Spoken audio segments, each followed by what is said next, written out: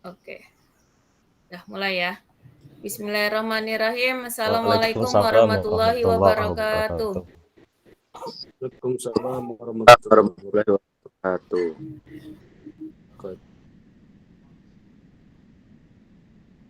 Bismillahirrahmanirrahim. Inna hamdalillah nahmaduhu wa nasta'inuhu wa nastaghfiruhu wa na'udzubillahi min syururi anfusina wa min sayyiati a'malina may yahdihillahu fala mudhillalah wa may yudhlilhu fala hadiyalah. Asyhadu an la ilaha illallah wa asyhadu anna Muhammadan abduhu wa rasuluhu la nabiyya ba'd. Rabbi shrahli sadri wa yassirli amri wahlul 'uqdatam min lisani yafqahul qawli. Raditu billahi robba wa bil islami dina wa bi Muhammadin nabiyya wa rasula rabbi zidni ilma warzuqni fahma. Puji syukur marilah kita haturkan kehadirat Allah Subhanahu wa taala yang atas berkat nikmatnya kita semua diberikan kesehatan, diberikan kesempatan untuk bisa bergabung di ruang virtual ini dalam keadaan sehat walafiat. Salawat teriring salam semoga selalu tercurah kepada junjungan kita Nabi besar Muhammad Sallallahu Alaihi Wasallam yang insya Allah selanjutnya kita dapatkan kelak di yaumil akhir. Amin. Saya Sari Ovianti mengucapkan terima kasih banyak kepada teman-teman sudah menyisihkan waktunya untuk bergabung di diseminasi saya hari ini, yaitu diseminasi aksi nyata untuk modul 1.4 tentang budaya positif. Untuk mengefektifkan waktu, marilah kita buka acara diseminasi ini dengan lafaz basmalah. Bismillahirrahmanirrahim. Oke, untuk yang selanjutnya saya ingin berikan kesempatan kepada kepala sekolah untuk membuka acara diseminasi ini. Dalam sambutannya yang akan diwakili oleh Waka Kurikulum kepada Bu Cahyanti, disilahkan.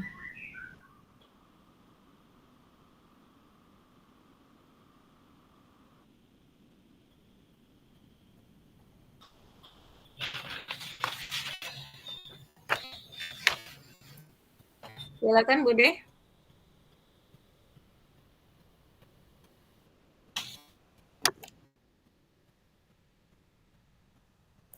Suaranya belum keluar. Waalaikumsalam warahmatullahi wabarakatuh.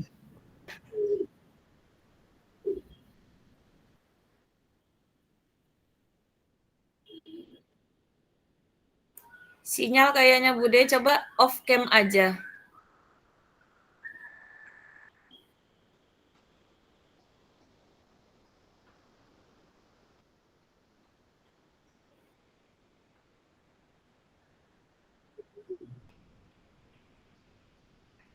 Dah, coba suaranya Bude.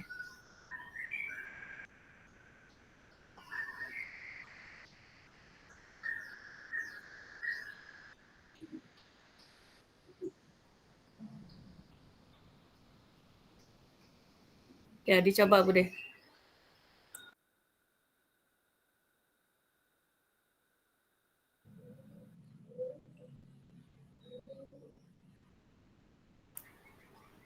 Belum ada.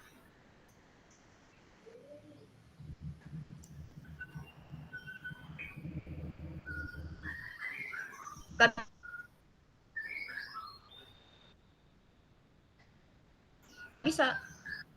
Nah, udah, oke. Coba.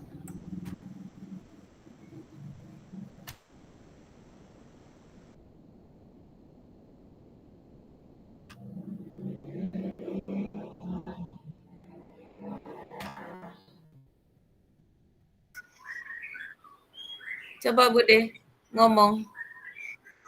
Udah? Udah. Udah belum? Udah, silakan. Assalamualaikum warahmatullahi wabarakatuh. Waalaikumsalam warahmatullahi wabarakatuh. Waalaikumsalam warahmatullahi wabarakatuh.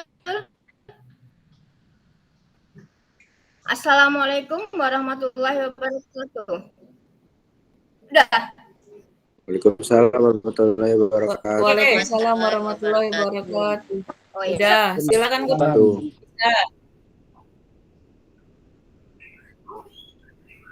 Assalamualaikum warahmatullahi wabarakatuh.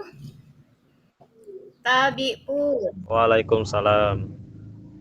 Ya pun. Waalaikumsalam warahmatullahi wabarakatuh. Ya pun. Tabi'un. Ya pun. Puji syukur kehadirat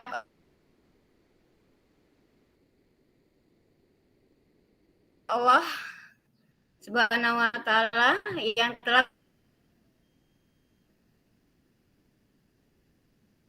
memberikan rahmat dan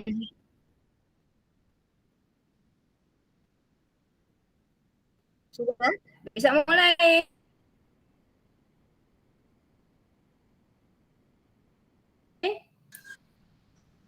Iya, sinyalnya putus-putus, Bude.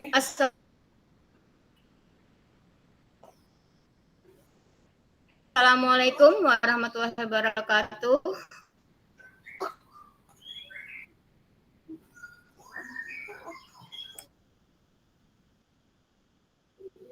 Puji syukur kita panjatkan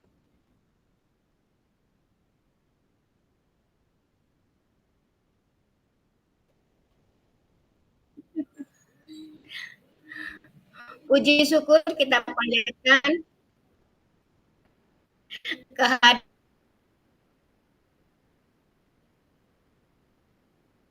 Allah Subhanahu wa taala yang telah memberikan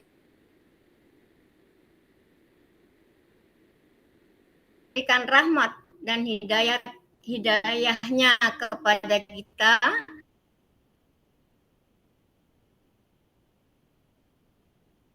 sehingga kita dapat mengikuti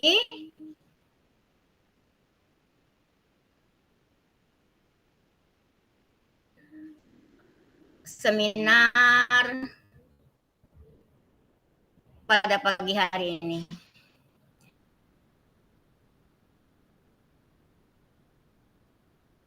Salawat dan salam semoga senantiasa tercurah kepada junjungan kita, Nabi Muhammad Sallallahu alaihi wasallam beserta keluarga. Putus ya, kayak mana ya?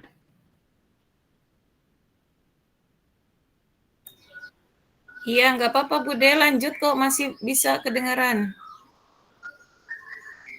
Aku pakai ini, apa namanya? Laptop.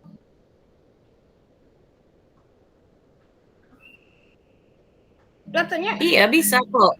Tuh, kedengeran, ayo lanjut, nggak apa-apa. Apa pindah pakai Bagus suaranya, Mbak.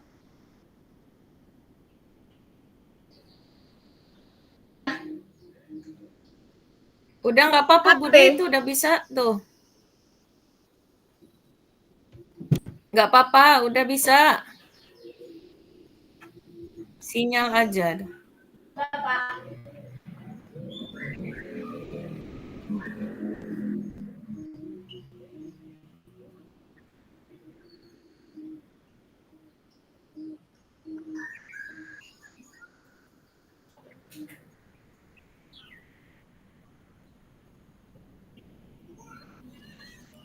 Sambil aku izin share screen ya.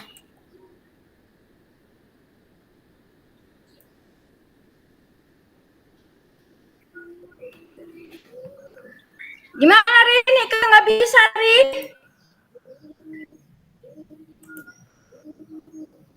Apa? Oke, kita skip aja ya Bude. Halo. Ya, kita skip aja kalau gitu ya. Halo, Man, kayak mana Man? Man. Bude dengar nggak? Sinyal kayaknya, Bu. Halo Bude. Iya, sinyal. Bude, skip aja ya. Sambutannya skip ya. Bude. Masuk aja. Bude, kita skip aja kalau Lanjut. Bude, aku skip aja ya sambutannya kalau gitu. Kayaknya masalah sinyal.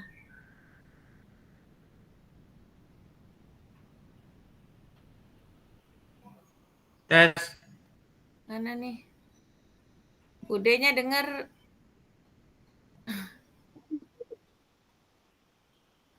Masalah sinyal aja tuh, Pak De.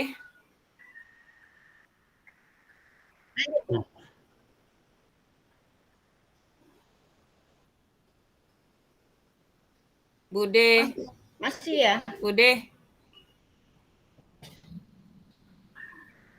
Bude, kita skip aja kalau nggak sambutannya. Mana ya?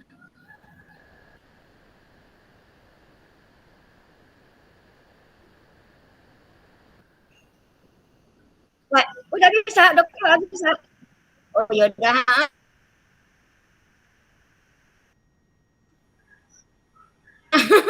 Aku takut. Saya mengucapkan selamat datang. Oke, coba. Oke. Saya mengucapkan selamat datang dan terima kasih kepada seluruh peserta pada pagi hari ini.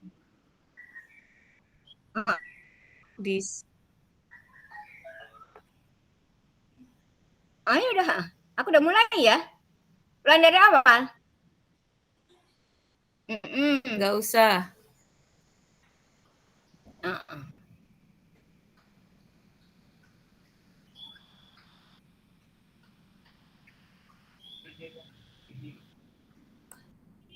Selaku wakil kurikulum, saya sangat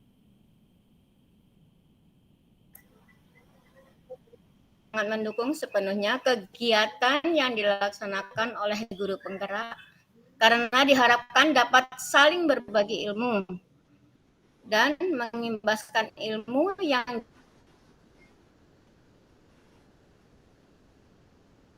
diperoleh untuk kebaikan dan kemajuan sekolah. Seminar ini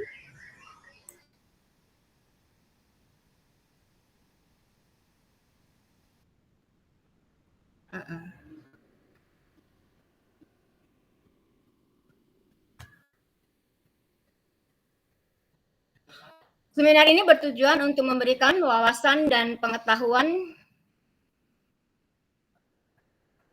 tentang seminar ini bertujuan untuk memberikan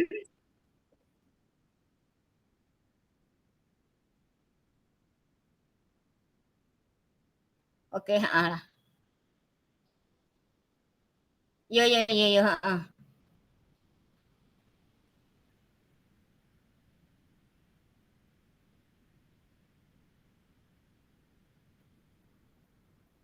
Ya, dengar kalau aku.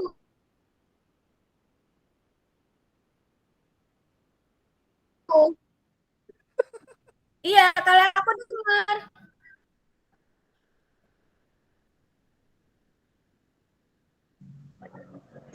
Tes itu. Tes. Sorry. Ya udah, Iya, nggak apa-apa. Oke. Tapi story Suara yang nggak? satunya matiin. Yang satunya Halo. matiin. Dan di laptop matiin aja ya? Ya, matiin suaranya. Yang di laptop matiin suaranya.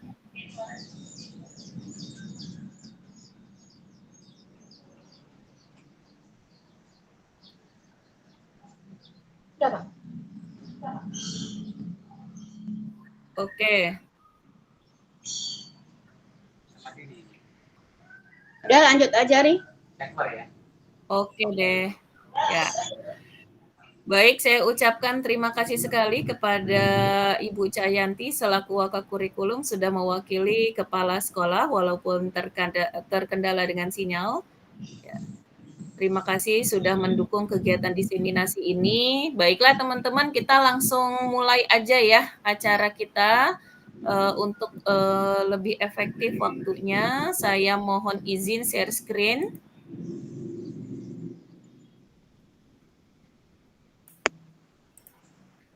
Baik, salam dan bahagia teman-teman semuanya.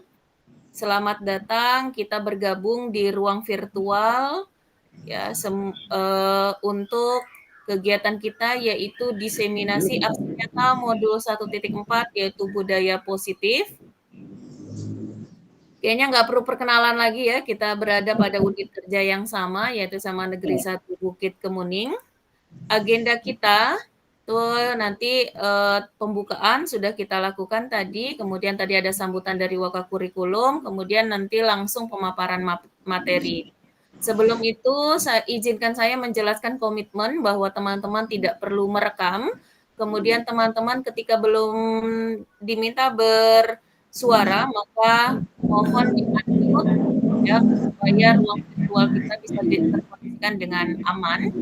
Kemudian tombol raise hand bisa teman-teman gunakan jika ingin bertanya atau menjawab pertanyaan saya nanti. Kemudian nanti kita lebih efektifkan waktu. Kemudian kita berpikiran terbuka, saling menghargai dan saling menghormati. Kemudian teman-teman bisa menuliskan segala yang mau dijawab. Nanti ada beberapa pertanyaan di kolom chat ya.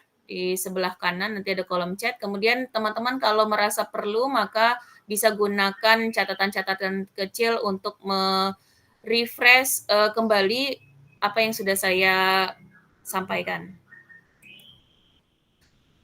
Diharapkan teman-teman semua bisa hadir seutuhnya, karena ini mungkin pagi hari masih riuh sekali. Mohon untuk tenangkan hati dan pikiran, berdamai sejenak, semua situasi dalam diri untuk hadir seutuhnya dalam ruang belajar virtual ini. Nah, sebelum itu izinkan saya untuk memandu teman-teman, kita ice breaking sebentar untuk menghadirkan seutuhnya teman-teman ke sini. Silakan open cam semua. Saya akan share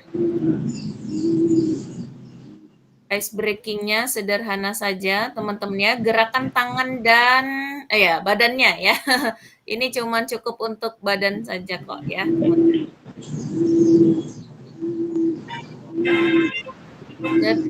Jelas ya teman-teman ya? Ya, jelas. Ya, silakan bisa diikuti gerakannya, cukup pakai tangan saja.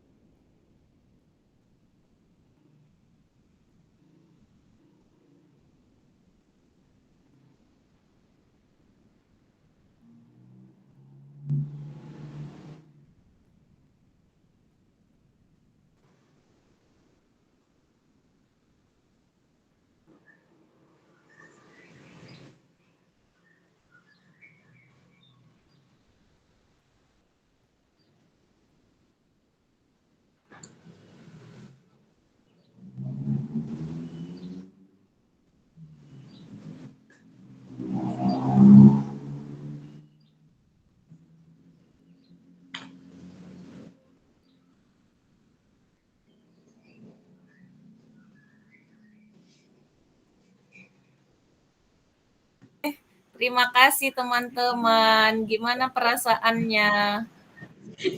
Happy. Susah ya? Susah, Bu, susah. Sudah agak Lumayan terhibur. Tetapi tadi saya lihat ya si Kirukia hebat loh, bisa beberapa yang stay ya, bisa ngikutin gitu ya. Nah ini senam otak ya teman-teman, bisa pakai ice breaking sederhana ini kalau teman-teman di kelas gitu ya, untuk menghadirkan siswa-siswa kita seutuhnya ketika kita mulai pelajaran. Oke, dengan begitu bisa saya mulai materi selanjutnya.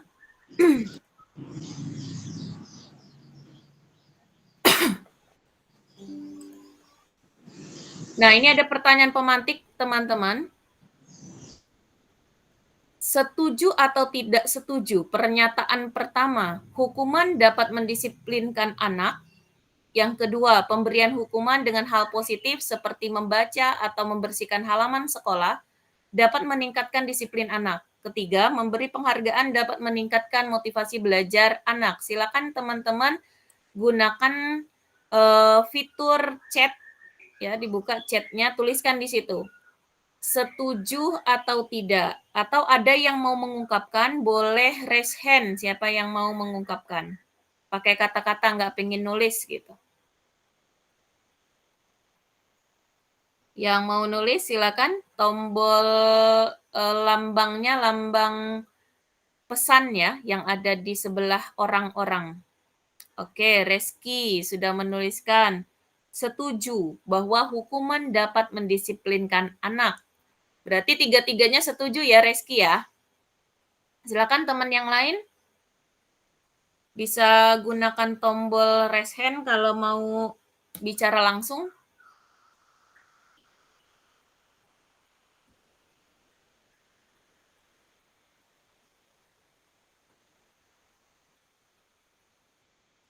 Ketemu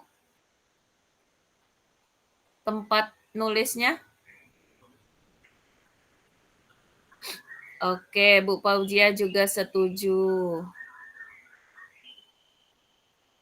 Ada yang mau mengungkapkan? Nah, Pak Aping tidak setuju. Silakan open mic Pak Aping karena memiliki perbedaan.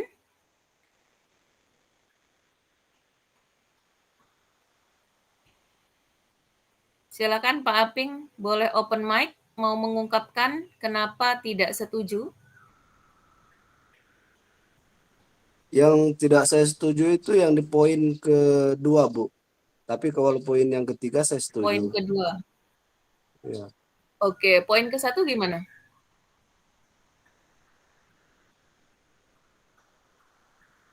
Apakah benar hukuman bisa mendisiplinkan anak? Ya, benar, Bu. Setuju, Bu. Ternyata tidak. Oke, setuju ya. Oke, ini adalah pengetahuan awal kita teman-teman ya. Kita biasanya senang berpikir bahwa hukuman itu akan dapat mendisiplinkan. Apakah benar? Ini kita akan pelajari lebih lanjut dalam materi budaya positif ini. Topik yang akan kita bahas di sini ada 6. Yang pertama disiplin positif dengan nilai-nilai kebajikan universal. Kemudian yang kedua teori motivasi, hukuman, penghargaan, dan restitusi. Nanti kita lihat di sini apakah benar hukuman itu akan mendisiplinkan anak, dan begitu juga kata Bu Siti Rukia, penghargaan itu bisa memotivasi anak. Topik pertama yaitu disiplin positif dan nilai-nilai kebajikan universal. Nah, coba Bapak Ibu bayangkan, teman-teman bayangkan ketika teman-teman taruh ya barang berharga di dalam genggaman. Nah, sekarang teman yang lainnya itu berusaha untuk membukanya. Apa yang akan terjadi gitu? Ini yang disimpan adalah barang berharga gitu. Nah, kira-kira teman-teman nih ketika taruh barang berharga di genggamannya, kira-kira kalau orang lain mau buka, berusaha dengan segala cara mau sampai nyuap untuk bisa kalian buka ini, kira-kira bakal dibuka atau enggak? Coba siapa yang mau bicara? Pak Rahman mungkin? Dalam bayangannya, kira-kira Pak Rahman bakal buka enggak itu? Barang berharga yang digenggam di dalam genggaman, terus temennya berusaha untuk buka genggamannya ini. Bapak kasih buka nggak?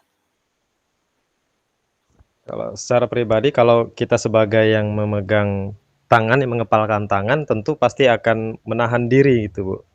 Iya. Gimana Oke. caranya supaya orang itu tidak bisa membuka. Karena kita Kenapa? akan mempertahankan sesuatu yang kita anggap berharga di dalam tangan kita. Seperti Oh, itu. oke, benar sekali ya. Nah, kira-kira kalau dikasih suapan tetap mau dikasih uang nih 1 miliar gitu ya, yang mungkin harga uang ini lebih mahal dibandingkan barang berharga yang ada di dalam genggaman. Kira-kira Pak Rahman bakal buka atau enggak?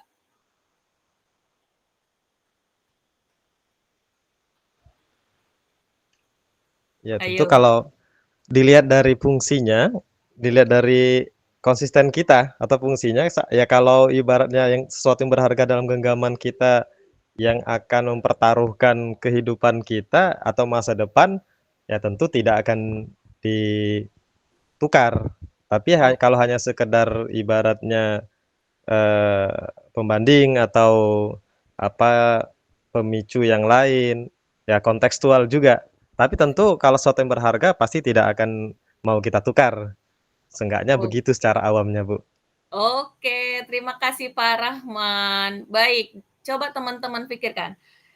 Jadi yang memberikan kontrol atas yang mau buka sama tutup tangan itu siapa? Diri kita atau orang di luar kita yang berusaha untuk buka tadi? Ada di mana kontrolnya?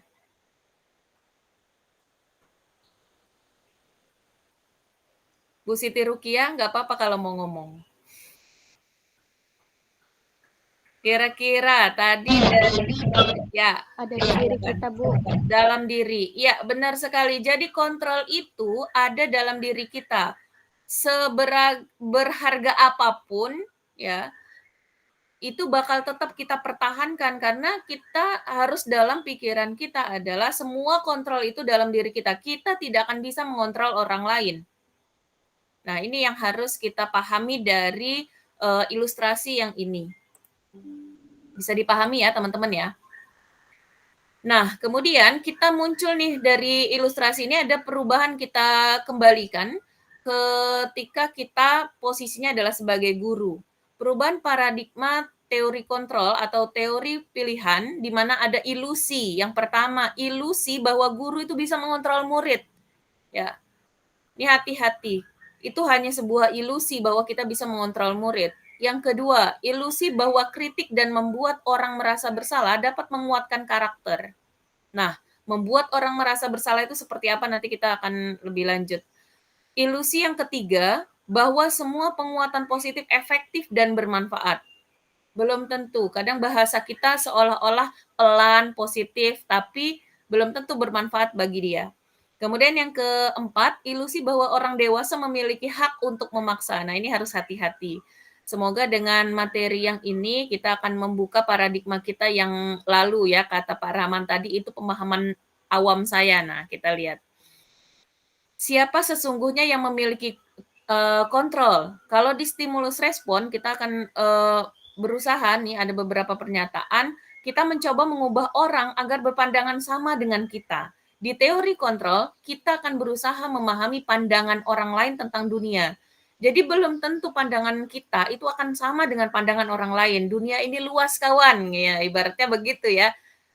Jadi kita tidak bisa mengontrol atau memaksakan pandangan kita ke orang lain. Yang kedua, perilaku buruk dilihat sebagai suatu kesalahan, tapi di teori kontrol kita sudah mulai memberikan pemahaman atau paradigma baru bahwa semua perilaku itu memiliki tujuan, baik itu kita anggap kesalahan maupun jelas kebaikan seperti itu. Yang ketiga, orang lain bisa mengontrol saya. Nah, ini harus kita ubah. Hanya Anda, hanya diri kita sendiri yang bisa mengontrol diri kita. Paradigma ini yang akan ditanamkan untuk kedepannya. Yang keempat, saya bisa mengontrol orang lain. Tidak, kita tidak bisa mengontrol orang lain. Pemaksaan ada pada saat bujukan gagal. Nah, kayak tadi ya, dibujuk, dikelitikin, Pak Rahman juga nggak mau buka-buka genggaman tangan gitu ya. Maka dikasih bujukan nih, kira-kira saya kasih 1 M nih, mau buka enggak gitu ya, tergantung kata Pak Rahman tadi ya. tergantung isi genggaman. Nah, seperti itu. Kolaborasi dan konsensus menciptakan pilihan-pilihan baru. Jadi ada banyak pilihan gitu ya. Tidak harus kita paksakan dalam satu pilihan. Kemudian di stimulus respon itu model berpikirnya menang kalah, tapi di teori kontrol tuh semuanya menang. Nah, ini kita akan beralih ke sana. Untuk itu, kita harus memahami apa itu makna disiplin. Kalau berasal dari bahasa Latin, itu disiplin berasal dari kata disiplina yang artinya belajar. Makna asal dari kata ini berkonotasi dengan disiplin diri dari murid-murid Sokrates dan Plato. Disiplin diri membuat orang menggali potensinya menuju sebuah tujuan, apa yang dia hargai. Kalau awal mungkin teman-teman, saya juga di awal itu berpikir bahwa disiplin itu adalah kepatuhan terhadap peraturan. Ya enggak Bapak Ibu? Di awal kita tahunya begitu. Tapi semakin kita ke sini, semakin dipahami bahwa Sokrates dan Plato itu memposisikan ya, disiplin itu lebih mendalam, maknanya itu disiplin diri. Jadi dengan disiplin diri kita tidak akan merasakan ketidaknyamanan dan kita tidak akan berpikir bahwa kita itu bekerja atau melakukan kepatuhan itu adalah ingin mendapatkan pengakuan atau penghargaan dari orang lain. Gitu ya. Nah, kembali kita lanjut ke nilai-nilai kebajikan universal. Apa sih nilai-nilai kebajikan? Nilai-nilai kebajikan itu adalah sifat-sifat positif manusia yang merupakan tujuan mulia yang ingin dicapai setiap individu. Nilai tersebut bersifat universal dan lintas bahasa, suku, bangsa, agama maupun latar belakang. Contohnya seperti apa nih, gitu ya. Nilai-nilai kebajikan yang ada di Indonesia sekarang lagi dikenal kita adalah profil pelajar Pancasila. Nah, ini nilai kebajikan yang kita terima secara umum. Makanya dia kita sebut sebagai nilai kebajikan universal. Apa yang ditawarkan di profil pelajar Pancasila seperti yang kita kenal ada 6 dimensi. Yang pertama, beriman, bertakwa kepada Tuhan Yang Maha Esa, dan berakhlak mulia. Yang kedua, mandiri. Yang ketiga, bernalar kritis. Yang keempat, berkebinekaan global. Yang kelima, bergotong royong. Dan yang keenam, kreatif. Ada banyak nilai kebajikan universal yang dikenal di dunia selain profil pelajar Pancasila. Tapi saat ini kita lagi dikenalkan gitu ya, kita diseragamkan gitu, dianggap bahwa profil pelajar Pancasila adalah nilai kebajikan yang harus dimiliki bukan hanya oleh peserta didik kita, tapi juga kita semua sebagai pendidik. Baik, sebelum saya lanjutkan ke topik kedua, sampai sini adakah teman-teman yang ingin bertanya mengenai disiplin dan juga nilai kebajikan universal? Saya persilakan. Ada? Nggak ada. Kalau nggak ada, boleh saya lanjut ke topik kedua ya, teman-teman. Oke. Ya, lanjut, Bu. Oke. Topik yang kedua yaitu teori motivasi, hukuman, dan penghargaan serta restitusi. Nah, di sini nanti kita akan lihat bagaimana kita mencapai mencapai disiplin. Teori motivasi perilaku manusia itu ada 3, yaitu motivasi eksternal. Yang pertama, yang di mana motivasi itu hanya untuk menghindari ketidaknyamanan atau hukuman. Apa yang akan terjadi apabila saya tidak melakukannya? Seperti itu, pertanyaan di benak kita. Itu masuk ke dalam motivasi eksternal. Kemudian motivasi eksternal yang kedua, untuk mendapatkan imbalan atau penghargaan dari orang lain atau institusi. Contohnya, saya mau datang tepat waktu supaya saya nanti dipilih jadi guru teladan seperti itu. Nah, itu adalah masih ke motivasi eksternal. Atau tadi motivasi eksternal yang pertama untuk menghindari ketidaknyamanan. Udahlah saya udah saya mau masuk aja ke kelas daripada nanti diomelin guru piket atau nanti dilaporin ke kepala sekolah. Nah, itu contoh motivasi eksternal. Ya. Nah, harapannya ketika poin disiplin tadi dengan memahami nilai-nilai kebajikan universal, kita semua akan menjadi pribadi-pribadi yang memiliki motivasi internal, yaitu untuk menghargai diri sendiri. Akan muncul pernyataan, pertanyaan dalam benak kita sebelum melakukan sesuatu. Saya akan menjadi orang seperti apa jika saya melakukannya? Bahasanya kalau di psikologi itu orang yang sudah menang terhadap dirinya gitu ya, sudah menerima dirinya seperti apa gitu ya. Jadi motivasinya kalau kita sebagai guru artinya saya akan datang tepat waktu, mau dikasih imbalan atau tidak, saya akan terus tepat waktu gitu. Baik dilihat oleh guru piket atau tidak, saya akan tetap masuk kelas. Baik saya diberikan pujian atau tidak oleh kepala sekolah, saya akan tetap masuk dan mengajar anak-anak murid saya. Nah, harapannya teman-teman kita sampai ke motivasi internal yang seperti itu. Itulah tujuan dari disiplin diri atau disiplin positif yang ditawarkan di materi pendidikan guru penggerak ini. Nah, menurut Ki Hajar Dewantara, merdeka itu artinya tidak hanya terlepas dari perintah, akan tetapi juga cakap buat memerintah diri sendiri.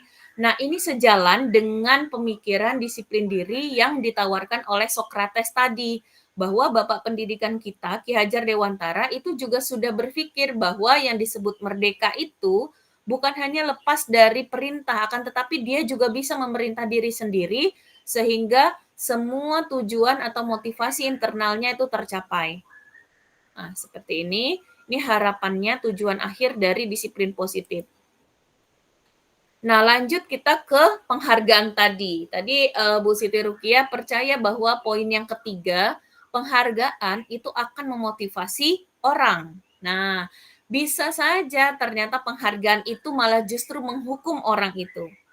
Pernah dengar nggak anak-anak murid kita bicara gini, saya kan kemarin ranking 1, berarti besok juga saya bakal ranking 1.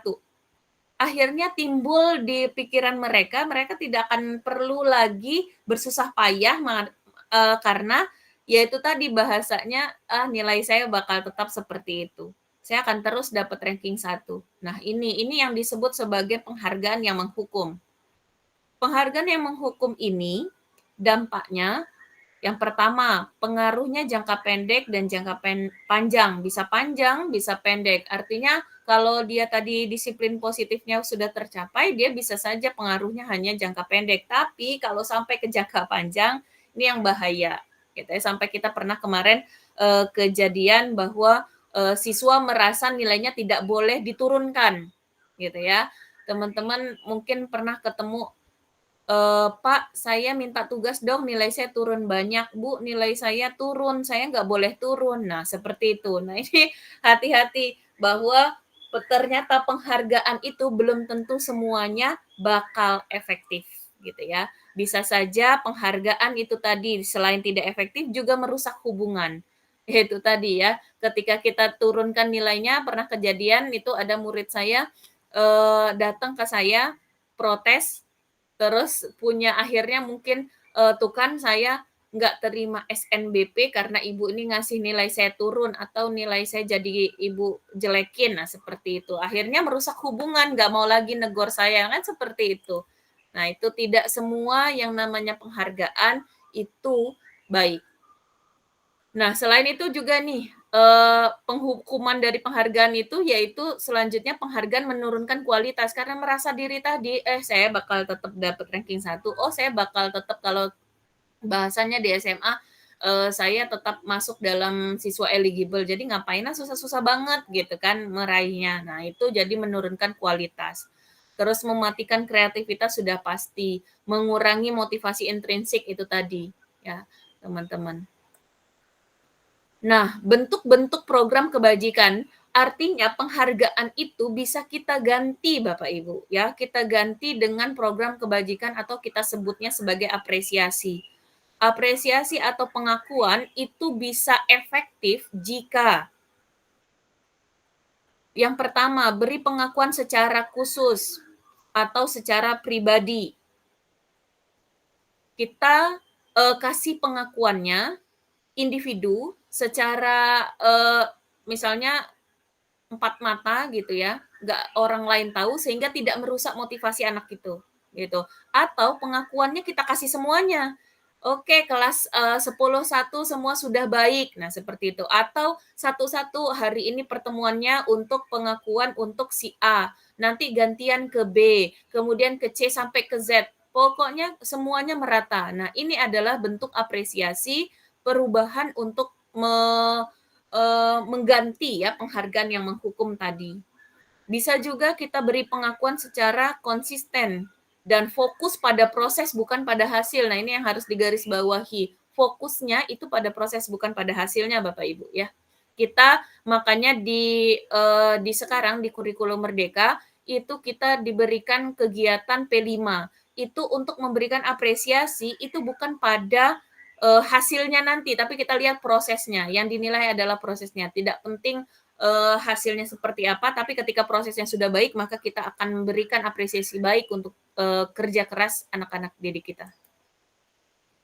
Nah, contoh-contohnya seperti ini Bapak Ibu. Misalnya, kemarin saya perhatikan nilai kebajikannya, rasa empatimu besar sekali. Ini pernyataan-pernyataan yang bisa kita pakai ya untuk memberikan apresiasi atau pengakuan kepada anak didik kita.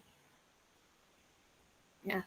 Silakan, ini bisa dilihat ya untuk kita berikan rasa empati, kemudian kepedulian, kita hargai, kemudian rasa tanggung jawabnya yang besar, seperti itu. Ini ada situasinya, kira-kira nilai kebajikan apa yang bisa kita berikan ketika situasinya seperti ini. Baik, selanjutnya. Nah, ini saya ingin Bapak Ibu mengungkapkan nih, ada contoh-contoh pernyataan, ada 1, 2, 3, 4, 5, 6, 7. Ada 7, manakah yang termasuk hukuman, mana yang termasuk ke dalam konsekuensi. Silakan, karena teman-teman ada 9 orang, lebih ya 10 orang, saya minta masing-masing menjawab nih pertanyaannya.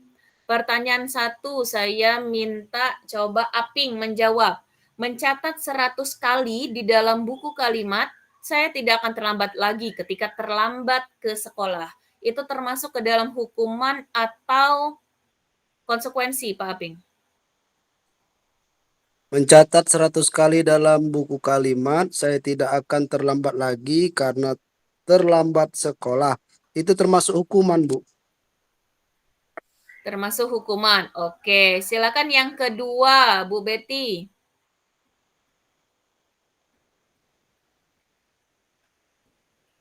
Lari mengelilingi lapangan basket 2 kali karena terlambat hadir di sekolah. Masuk hukuman atau konsekuensi?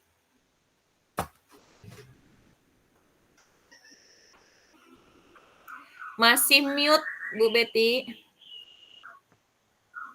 Termasuk hukuman, Bu. Hukuman, oke. Yang ketiga, saya minta Bu Muyas. Murid diminta untuk push up 15 kali karena tidak menggunakan masker ke sekolah. Masuk hukuman atau konsekuensi? Ya, masih mute, Bu Muyas.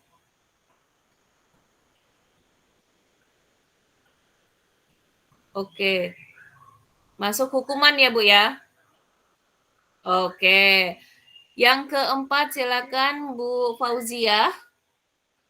Menggantikan kertas tugas teman yang telah dicoret-coret. Masuk hukuman atau konsekuensi?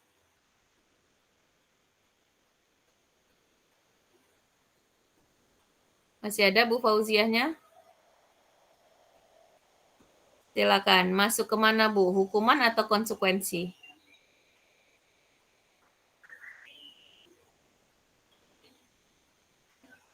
Menggantikan kertas tugas teman yang telah dicoret-coret. Hukuman. Oke, jadi dari tadi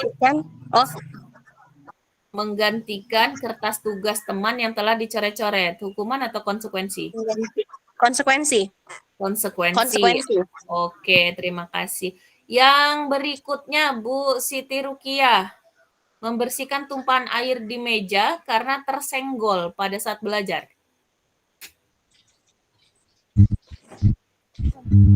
Masuk apa? Hukuman. Konsekuensi ya, soalnya suaranya. Oke, yang berikutnya, Reski silakan. Murid disuruh untuk tidak mengenakan sepatu seharian di sekolah karena tidak mengenakan sepatu hitam. Sering banget nih kejadian oleh guru BK. Silakan, masuk hukuman atau konsekuensi? Pak Reski. Konsekuensi, Bu. Masuk konsekuensi. Iya, Bu. Oke, terus yang terakhir Bu Cahyanti coba lari mengelilingi lapangan basket 2 kali karena terlambat 10 menit untuk pelajaran PJOK. Hukuman. Oke. Nah, teman-teman ya, yang pertama tadi mencatat itu hukuman. Lari yang kedua mengelilingi lapangan basket itu hukuman. Sekarang kita coba cek jawaban teman-teman ya. Nah, sama nggak? Oke, yang pertama kita sepakat itu adalah hukuman. Yang kedua juga hukuman. Ketiga hukuman, benar ya teman-teman tadi. Kemudian yang keempat, benar Bu Fauzia tadi, konsekuensi. Membersihkan air, tumpahan air tadi Bu Siti Rukiah juga konsekuensi. Murid disuruh untuk tidak mengenakan sepatu seharian, hukuman. Yang terakhir konsekuensi Bu Ca. Apa bedanya yang kedua sama yang terakhir? Yang kedua ini disebut hukuman karena itu tidak relevan dengan kegiatan pembelajarannya. Kan terlambat ke sekolah, kenapa harus keliling lapangan basket? Sedangkan kenapa yang berikutnya mengelilingi lapangan basket 2 kali karena terlambat untuk pelajaran PJOK. Itu termasuk ke dalam konsekuensi karena pelajarannya PJOK. Jadi pernyataan ini relevan dengan kegiatan pembelajaran dan tidak merupakan suatu yang membuat sakit hati gitu ya. Kenapa? Karena PJOK itu kan perlu pemanasan. Jadi ini adalah langkah yang baik ketika dia terlambat tapi disuruh lari gitu. Itu ya teman-teman ya, bedanya hukuman sama konsekuensi. Nah, jadi dari pernyataan itu bisa kita simpulkan bahwa perbedaan hukuman dengan konsekuensi adalah yang pertama, hukuman itu sesuatu yang menyakitkan. Harus terjadi. Kalau konsekuensi itu sesuatu yang harus terjadi karena kesalahan. Dan yang kedua, hukuman itu membuat anak sakit baik fisik maupun hati untuk jangka waktu yang lama. Tapi kalau konsekuensi membuat anak merasa tidak nyaman tapi hanya dalam waktu jangka pendek. Hukuman, anak membenci kedisiplinan. Tapi kalau konsekuensi, anak menghargai kedisiplinan itu. Kalau di hukuman, itu merupakan paksaan. Tapi kalau di konsekuensi adalah stimulus atau tanggapan. Di hukuman, itu mendorong anak menyakiti diri sendiri. Tapi kalau konsekuensi, mendorong anak agar mudah menyesuaikan diri. Kalau hukuman, konsep dirinya buruk. Di konsekuensinya, konsep dirinya diharapkan baik. Di hukuman, anak belajar untuk menyembunyikan kesalahan. Jadi daripada dihukum, mendingan bohong. Gitu. Sedangkan di konsekuensi, anak belajar untuk mematuhi peraturan. Di hukuman, itu marah, menimbulkan marah, rasa bersalah, dipermalukan, merasa tak dihargai. Tapi di konsekuensi, dia kehilangan hak saja, dibuat tidak nyaman, dan diasingkan untuk sementara. Nanti kemudian akan ketika dia sudah melaksanakan konsekuensi yang diharapkan, dia akan kembali ke kelasnya atau kelompoknya sendiri. Artinya di konsekuensi ini dia tidak tiba-tiba Bapak Ibu. Konsekuensi biasanya sudah disepakati bersama guru dengan murid. Jadi semuanya nyaman gitu ya. Tidak ada paksaan. Nah, konsep yang berikutnya yaitu adalah restitusi. Apa itu restitusi? Restitusi adalah proses menciptakan kondisi bagi murid untuk memperbaiki kesalahan mereka, sehingga mereka bisa kembali pada kelompok mereka dengan karakter yang lebih kuat. Restitusi juga merupakan proses kolaboratif yang mengajarkan murid untuk mencari solusi masalah mereka dan membantu murid berpikir tentang orang seperti apa yang mereka inginkan dan bagaimana mereka harus memperlakukan orang lain. Nanti ini akan lebih dalam di segitiga restitusi. Nah, ini ada identitas gagal. Ada identitas gagal dan identitas sukses. Kalau identitas diri murid itu akan menjadi gagal jika dia melalui hukuman. Sedangkan akan menjadi diri yang sukses jika dia sudah mendapatkan disiplin diri melalui proses konsekuensi dan restitusi. 9 ciri-ciri restitusi. Yang pertama, bukan untuk menebus kesalahan, namun untuk belajar dari kesalahan. Yang kedua, untuk memperbaiki hubungan. Yang ketiga, ada tawaran bukan paksaan. Yang keempat, restitusi menuntun untuk melihat ke dalam diri. Yang kelima, restitusi mencari kebutuhan dasar yang mendasari tindakan. Yang keenam, restitusi diri adalah cara yang paling baik. 7. Restitusi fokus pada karakter bukan tindakan. 8. Restitusi fokus pada solusi bukan mencari kesalahan. Yang ke-9, restitusi mengembalikan murid yang berbuat salah pada kelompoknya, bukan dikucilkan seperti itu, Bapak Ibu. Baik, itulah materi yang kedua, yaitu hukuman, kemudian penghargaan, dan restitusi. Sampai sini teman-teman sudah bisa membedakan ya, mana hukuman dan penghargaan, konsekuensi yang baik. Gitu. Ada yang mau ditanyakan sampai di sini teman-teman?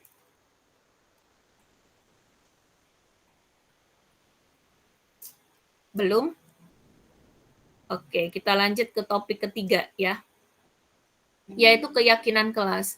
Sekarang teman-teman kita ditawarkan untuk bisa membuat konsekuensi, maka kita harus membuat keyakinan kelas berdasarkan nilai-nilai kebajikan di kelas kita. Jadi kita tidak lagi sebutnya peraturan kelas gitu ya. Kita sudah akan beralih ke keyakinan kelas. Nah, seperti ini. Mengapa tidak peraturan saja? Mengapa harus keyakinan kelas?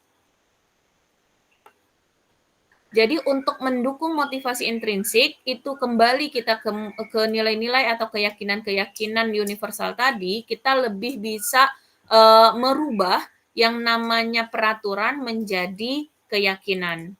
Harapannya peraturan kelas tadi itu yang paling dasar Bapak Ibu, untuk bisa kita ubah menjadi keyakinan kelas.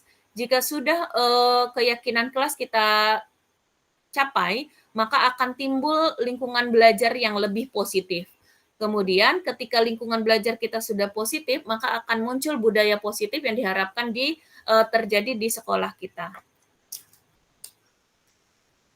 Coba dari dua ini Bapak Ibu bedakan mana yang keyakinan kelas, mana yang kesepakatan kelas. Silakan.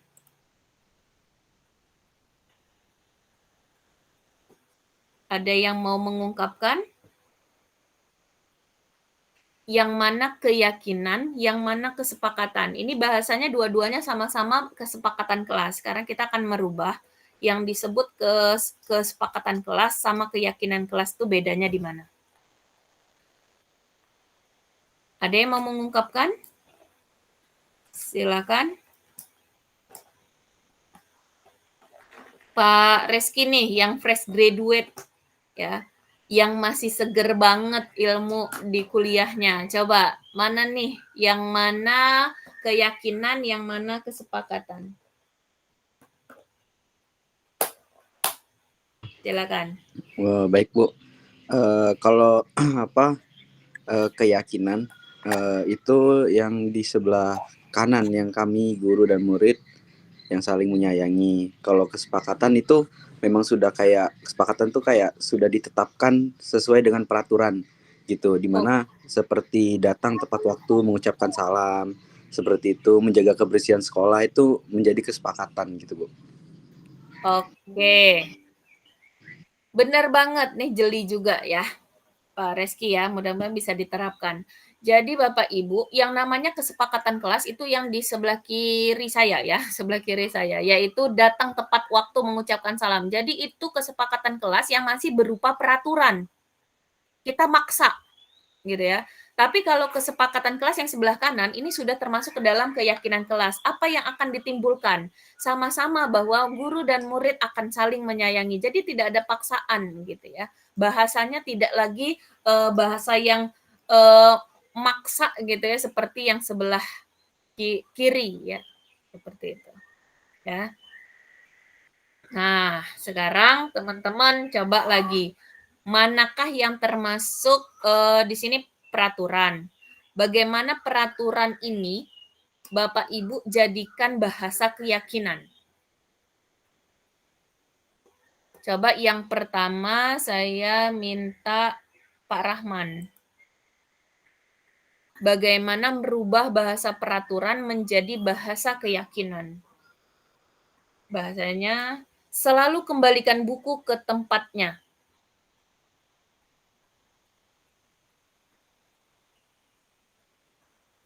Kira-kira bahasanya seperti apa supaya dia menjadi keyakinan? Selalu kembalikan buku ke tempatnya, diubah menjadi Keyakinan kelas. keyakinan ya Bu ya? Ya. Oh, keyakinan kelas. Kalimatnya harus simpel juga ya Bu ya? Ya, betul. Lebih simpel dan tidak memaksa. Oh, tidak memaksa ya?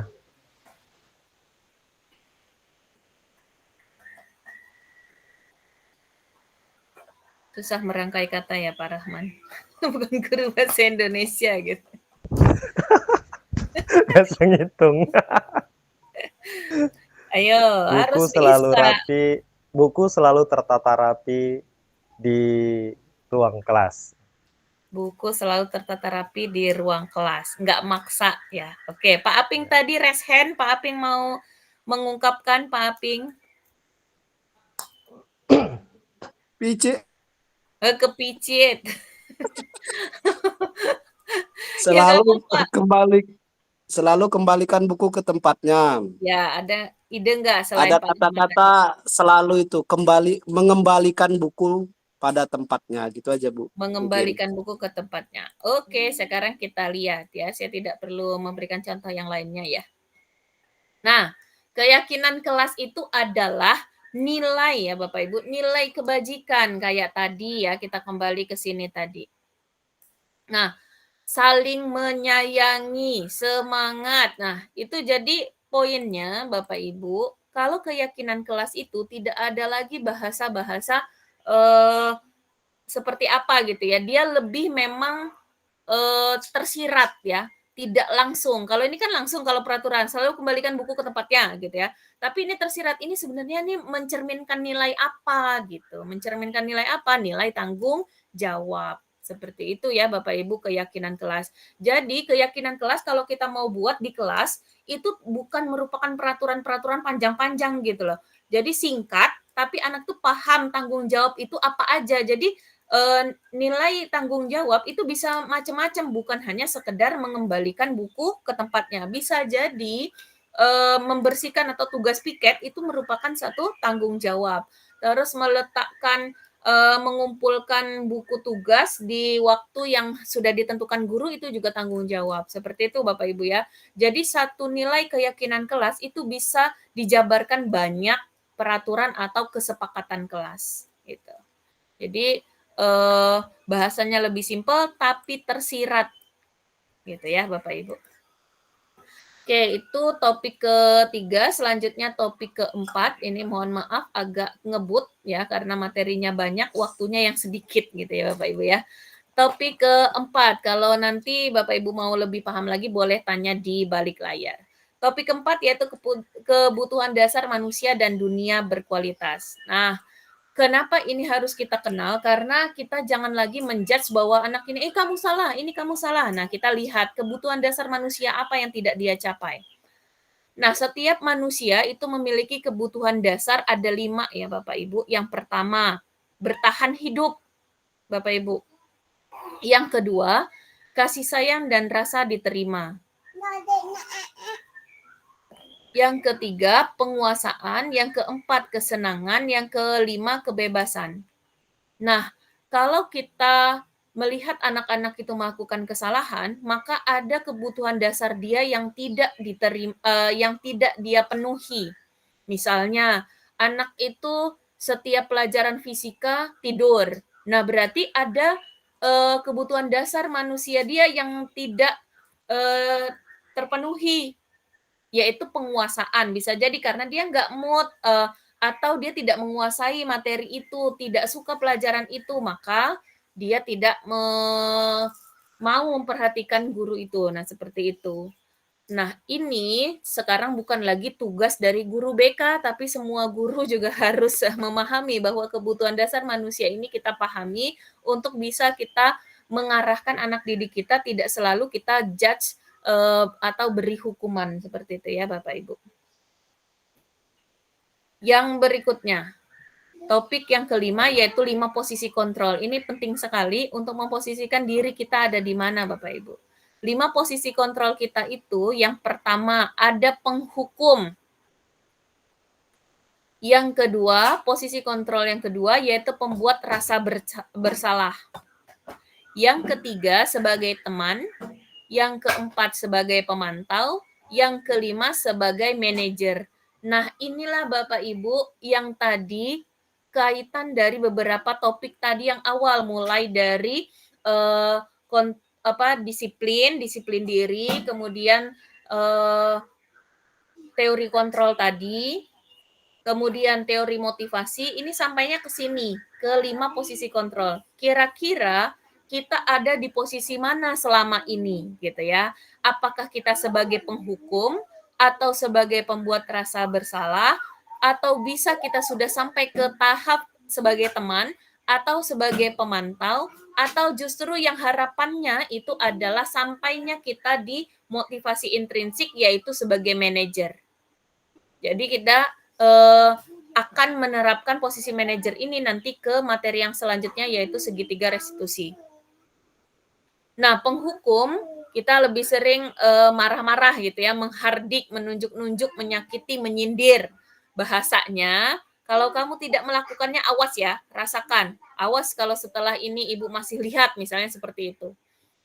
Nah, hasilnya anak didik kita akan memberontak, menyalahkan orang lain, mendingan bohong, atau mendendam ke kita.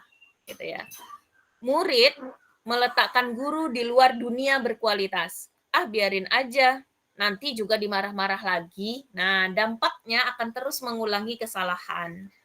Nah, begitu juga dengan pembuat rasa bersalah. Pembuat rasa bersalah ini lebih banyak ceramah, bahasanya sih halus, tapi nyelekit di hati. Nah, itu bahasanya, itu pembuat rasa bersalah. Nah, ini posisi yang sebaiknya mungkin kita ada di teman atau pemantau. Itu yang paling baik tentunya di posisi manajer. Sudahkah kita berkaca, kita berefleksi posisi kita ada di mana selama ini ke murid-murid kita. Dan juga ke anak kita di rumah. Seperti itu ya Bapak Ibu ya. Oke. Nah, coba di sini Bapak Ibu bisa perhatikan. Ada pernyataan, saya kecewa sekali dengan kamu. Nah, ini bahasanya kadang-kadang kita bahasanya pakai bahasa yang tidak seperti penghukum tuh. Kamu ini mengecewakan, marah-marah gitu ya. Bisa lembut, saya kecewa sekali dengan kamu nak, karena kamu seperti ini. Bahasanya bisa lembut, tapi dia menjadi pembuat rasa bersalah. Pernyataan yang kedua, kamu tidak pernah benar melakukannya. Ini sebagai penghukum. Kemudian yang berikutnya, ayolah lakukanlah demi ibu atau bapak. Ini contoh yang merupakan teman. Posisi sebagai teman. Kemudian yang keempat, apakah kamu mau mendapatkan stiker bintang hari ini? Nah, ini sebagai posisi pemantau. Bagaimana kamu bisa menyelesaikan masalah ini? Nah, harapannya kita sampainya ke sini, ke posisi manajer. Bagaimana kita bisa menggali penyelesaian masalah itu muncul dari anak-anak yang bermasalah gitu ya. Kayak kemarin saya sempat dengar bahwa ada murid kita berantem ya sama teman kita ya, sehingga anak ini langsung dikeluarkan. Nah, posisi kita itu di mana gitu kan ya? Sudahkah guru BK, sudahkah wali kelasnya, sudahkah guru ini gitu ya, memposisikan dirinya sampai kemana gitu, sampai di manajer. Nah, kepala sekolah juga sudahkah dia melakukan posisi kontrol dia sampai ke manajer gitu ya, guru BK-nya gitu. Jadi kita sudah belum melihat kebutuhan dasar apa yang tidak diterima dari kegiatan itu, bisa sampai anak itu langsung diberikan hukuman keluar dari sekolah. Pas kemarin kebetulan saya ke sekolah sebentar, ada anak itu, dan saya memang nggak kenal, tapi anak-anak saya yang kenal itu sampai bilang, Bu, dia tuh baik, kemarin anak kita kan ada yang kecelakaan di depan gerbang ya, Bapak Ibu. Itu yang nolong malah anak itu gitu loh. Jadi sudahkah gitu kita tuh analisis anak ini kenapa bisa sampai melakukan kesalahan kepada guru gitu. Nah, posisi kita di mana waktu itu gitu. Jadi saya tanya anak ini, kamu sekarang pindah kemana? Ke Bandar Lampung. Jadi saya bercandain, wah ada hikmah di balik itu gitu ya, bahwa kamu jadi warga kota tuh sekarang gitu ya.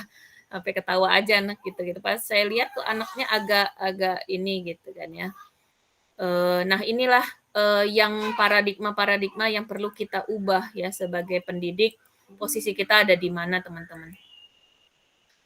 Nah ini yang harapannya ketika posisi kita sudah sampai di manajer, kita menyelesaikan masalah itu menggunakan segitiga restitusi. Nah seperti apa segitiga restitusi? Nah di segitiga restitusi itu ada 3 tentunya ya. Yang pertama itu kita harus menstabilkan identitas. Kemudian yang kedua validasi kebutuhan. Yang ketiga menanyakan keyakinan kelas apa yang sudah dilanggar. Nah pertama ketika menstabilkan identitas, kita akan membuat pernyataan. Setiap orang pasti melakukan kesalahan. Kamu bukan satu-satunya yang melakukan kesalahan ini. Nah, ini sudahkah kita lakukan untuk masalah yang tadi saya ungkapkan sedikit cerita tadi, ada murid kita yang dikeluarkan karena melawan guru. Nah, sudahkah kita sampai di tahap ini gitu ya? Kita harus tanya dulu, kamu tentu punya alasan kenapa melakukan hal itu. Terus adakah cara yang lebih efektif untuk mendapatkan apa yang kamu butuhkan? Ketika kita tadi sudah tanya kebutuhan dasar apa yang tidak dipenuhi anak ini gitu ya. Kemudian yang terakhir, nilai apa yang kita sepakati, kemudian kamu ingin menjadi orang yang seperti apa. Kita harus sampai seperti itu ketika posisi kita yang kita ambil adalah posisi manajer Bapak Ibu ya. Nah, jadi menstabilkan identitas posisi ini kita bisa gunakan beberapa pernyataan seperti ini. Berbuat salah itu hal yang manusiawi, Nak. Tidak ada manusia yang sempurna. Bapak Ibu juga pernah buat salah. Kita pasti bisa menyelesaikan masalah ini. Atau Bapak Ibu tidak tertarik untuk mencari tahu siapa yang benar, siapa yang salah. Bapak ingin lebih tertarik untuk menyelesaikan masalah. Nah, seperti inilah kata-kata yang kita ucapkan ketika kita di tahap menstabilkan identitas. Supaya anak tidak merasa gagal gitu, bukan kita membuat anak itu tidak merasa punya salah gitu ya, itu hati-hati. Membuat rasa bersalah sama menjudge bahwa anak itu udah salah itu berbeda ya Bapak Ibu. Nah, posisi ketika kita sudah di tahap validasi kebutuhan, kita bisa mengungkapkan, kamu bisa saja melakukan hal yang lebih buruk, tapi kamu tidak melakukannya kan? Kamu pasti punya alasan mengapa melakukannya. Apa yang penting bagi kamu? Nah, kata-kata yang seperti ini bisa kita ungkapkan ketika kita ada di fase validasi kebutuhan. Nah, yang terakhir di segitiga restitusi yaitu menanyakan keyakinan. Contohnya, apa nilai yang kamu percaya di sekolah kita? Nilai apa, nilai universal apa yang telah kita sepakati sebelumnya? Kelas ideal apa seperti apa yang kamu inginkan? Kamu ingin jadi pribadi yang seperti apa? Atau apa yang kamu rasakan ketika melakukan hal itu? Nah, seperti ini Bapak Ibu, harapannya ketika kita mendapatkan menghadapi masalah anak didik kita. Begitu juga ketika kita sama teman-teman, seperti itu ya Bapak Ibu. Nah, inilah rangkuman Bapak Ibu ketika tadi ada 6 ya Bapak Ibu, ada 6 materi yang sudah saya sampaikan. Nah, ini keterkaitan semuanya. Harapannya di akhir nanti kita bisa mengimplementasikan disiplin positif untuk mencapai yang tentunya tadi budaya positif, lingkungan yang positif Bapak Ibu ya. Bahwa satu kesimpulan yang bisa kita sampaikan yaitu kita tidak bisa mengontrol orang lain, hanya kita yang bisa mengontrol diri kita sendiri. Kemudian dengan melihat nilai-nilai kebajikan dan teori motivasi, kita melihat semua perilaku itu pasti memiliki tujuan. Kemudian model berpikir menang-menang, kolaborasi dan konsensus menciptakan pilihan-pilihan baru. Kita akan memposisikan kita di mana? Di posisi kontrol kita ada 5 dan kita bisa menyelesaikan masalah yang ada itu dengan berpikir menang-menang tadi dengan menggunakan segitiga restitusi. Kemudian realitas atau kebutuhan kita berbeda. Kita berusaha memahami pandangan orang lain tentang dunia. Setiap orang memiliki gambaran yang berbeda. Kita tidak bisa memaksakan pandangan kita kepada orang lain. Nah, itu berdasarkan 5 kebutuhan dasar yang ada di setiap manusia, yaitu bertahan hidup, penguasaan, kasih sayang dan rasa diterima, kesenangan dan kebebasan. Baik, itulah materi-materi yang bisa saya bagikan ke teman-teman. Sebelum kita akhiri, saya ingin teman-teman memberikan refleksinya, ungkapkan secara langsung ya, teman-teman. Yang pertama, hal baru apa yang mengubah paradigma teman-teman? Apa yang teman-teman dapatkan dari kegiatan diseminasi ini? Untuk pertanyaan pertama, siapa yang mau mengungkapkan? Kita merdeka ya Bapak Ibu, saya tuh nggak pengen menunjuk gitu ya, teman-teman aja yang bersedia menjawab pertanyaan yang pertama siapa? Silakan tunjuk tangan atau raise hand. Oke, Pak Rahman silakan. Awalnya kepencet tadi, Bu. Oh, kayak si Aping gitu Ya ya. sudah, nggak apa-apa. Nggak apa-apa ya, terjebak. Saya yang pertama ya, Bu, yang nomor Ya. 1. Hal baru apa yang mengubah paradigma saya yang saya dapatkan? Yang pertama, tentu dalam hal menghadapi anak yang bermasalah. Saya terserang sebagai guru itu cenderung sebagai guru yang kontradiktif, artinya menyalahkan gitu kalau ada anak bermasalah. Ternyata ada cara yang lebih efektif, yang lebih bisa membuat kita lebih dekat dengan anak itu sendiri, sehingga anak itu merasa tidak disalahkan gitu. Ternyata ada satu cara yang bagus yang dikenal dengan segitiga restitusi. Jadi terlebih dahulu kita dekati dulu anak itu, kita posisikan dia tidak dengan memojokkannya, atau dengan bahasa istilah yang tadi menstabilkan Identitas. dirinya pribadi gitu, identitas ya, menstabilkan identitas. Kemudian baru kita melakukan validitas kebutuhan.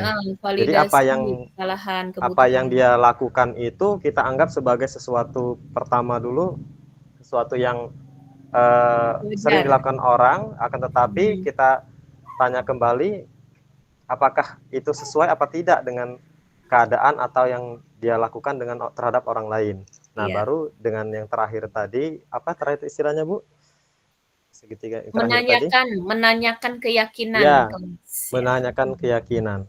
Ternyata dengan metode seperti itu sebenarnya sudah pernah diterapkan orang-orang terdahulu, cuman pada saat ini sepertinya dari segi bahasa dan penerapannya itu untuk guru-guru zaman sekarang lebih sepertinya harus sangat diterapkan gitu. Apalagi dengan tipe karakter anak zaman sekarang, zaman dulu tuh sangat berbeda sekali. Iya, benar. Seperti itu. Ya, terima kasih, Bu. Terima kasih Pak Rahman ya, benar ya. Itulah makanya proses-proses pengimbasan materi-materi seperti ini diperlukan gitu ya untuk teman-teman, apalagi ini banyak guru-guru muda ya yang masih fresh, mudah-mudahan pikirannya masih banyak terbukanya ya. Jadi mau gitu menerima ilmu-ilmu baru yang bisa diterapkan. Jadi enggak yang misalnya kalau ada siswa yang salah panggil ke kantor kroyok gitu ya. tambah jadi anaknya seperti itu. Oke, terima kasih refleksinya Pak Rahman. Yang kedua, siapa yang mau mengungkapkan yang kedua? Bu Muya tadi mengungkapkan bahwa mikrofonnya nggak bisa. Jadi boleh Bu Muya tuliskan refleksinya di kolom chat. Silakan yang kedua siapa? Bu Fauzia siap? Yang kedua. Perasaan apa yang muncul? Senangkah, betekah? Silakan, Bu Fauzia. Ini nggak ada benar salah ya, teman-teman. Iya. Ya. Kalau menurut saya dari yang kita ikuti hari ini apa ya? Jadi pengetahuan baru buat kita semua sebagai guru supaya lebih baik lagi bagaimana caranya untuk mendekatkan lagi kepada diri lagi dengan murid. Kemudian jadi kita bisa lebih tahu gimana atau apa hal yang harus kita lakukan di kelas supaya untuk pendidikan Indonesia ini bisa berubah gitu. Jadi kayak tadi kan jangan terlalu banyak hukuman untuk anak-anak. Jadi lebih kayak ke hal-hal yang supaya mereka itu gimana mancingnya biar apa yang mereka lakukan jangan jadi disalahkan terus gitu. Kemudian yang keyakinan kelas tadi juga menurut saya itu bagus karena bisa ngebuat anak itu kan jadi kayak ini ya apa nggak kayak terlalu diktator ya sama guru. Jadi kayak misalkan ada ancaman, mereka nggak ngerasa terintimidasi atau diancam gitu. Menurut saya begitu. Dari hasil yang didapatkan ngikutin apa ini seminar ya Bu ya. Ya, oke. Terima kasih Bu Fauzia. Perasaannya gimana mengikuti sesi ini? Seneng, lumayan walaupun sinyalnya kadang agak-agak putus-putus ya Bu. Oh, oke. Tapi banyak kok, banyak ini hal yang saya dapatkan ini jadi seneng. Oke. Terima kasih Bu Fauzia. Oke, untuk Iya, refleksi yang ketiga, siapa yang mau bersuara nih? Peran Among seperti apakah yang saya telah lakukan selama mengikuti modul ini? Jadi, maksudnya selama ini jadi guru itu seperti apa gitu sebelum dapat pengetahuan baru ini gitu. Itu yang ketiga. Silakan. Ada? Bu Betty boleh?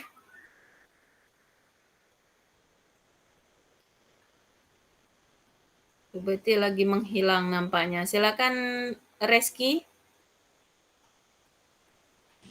Ya. Ya Bu, peran Among seperti apakah yang saya telah lakukan selama mengikuti modul ini? Sebelumnya aku menjadi guru yang tidak termanajemen gitu Bu. Kayak nggak tahu gitu kan. Terus semenjak ini ternyata seperti ini ya gitu cara menghadapi anak murid dengan cara ini. Ternyata ada caranya gitu loh Bu. Sebelumnya aku seperti menganggap mereka tuh seperti teman gitu. Ternyata tidak seperti itu gitu sih Bu kalau aku lebihnya. Oke, terima kasih Reski. Ini jadi masukan juga ya. Kita bukan tidak boleh menjadi teman sama murid kita, tapi kita ada posisi tadi ya, posisi kontrol kita ada 5. Kita mau pilih jadi teman atau manajer. Teman baik tapi akan lebih baik ketika kita bisa jadi manajer. Jadi penghargaan atau saling menghargai sikap-sikap itu juga mereka akan tetap dapatkan, akan mereka berikan ke kita ketika kita juga memposisikan kita ke manajer. Nah, yang terakhir, saya akan menjadi Among yang seperti apakah setelah mengikuti pembelajaran ini. Silakan Bu Betty tuh sudah open cam. Setelah ini kita akan foto bersama ya teman-teman untuk dokumentasi. Jadi on cam semua ya. Menurut saya setelah mengikuti modul ini sebisa mungkin saya ingin menjadi seperti tadi manajer. Jadi mengetahui bagaimana menyelesaikan masalah siswa tanpa harus kita menjudge siswa tersebut gitu. Jadi kita harus tahu salahnya di mana.